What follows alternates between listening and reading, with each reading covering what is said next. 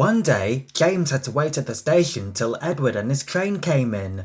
This made him cross. Edward laughed, and James fumed away. After James had finished his work, he went back to the yard and puffed onto the turntable.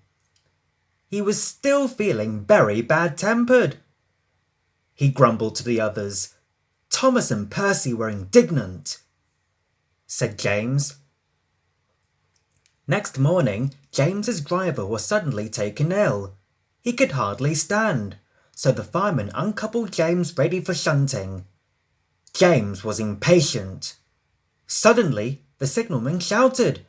There was James, puffing away down the line. He announced at last. Then he told the fireman what had happened. The signalman answered the telephone. Wondered the fireman. The fireman was ready when Edward arrived. The inspector saw the pole and the rope. Puffed Edward. James was laughing. He chuckled to himself. Suddenly, he was going faster and faster.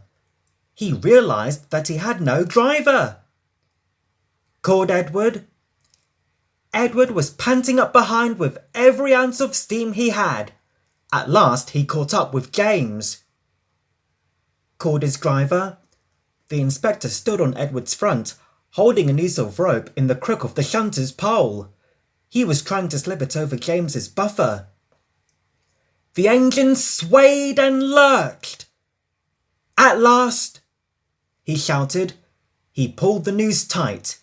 Gently braking, Edward's driver checked the engine speed, and James's fireman scrambled across and took control. Chuckled Edward. Whispered James. Replied Edward. The engines arrived at the station side by side. The Fat Controller was waiting. He said. Said Edward.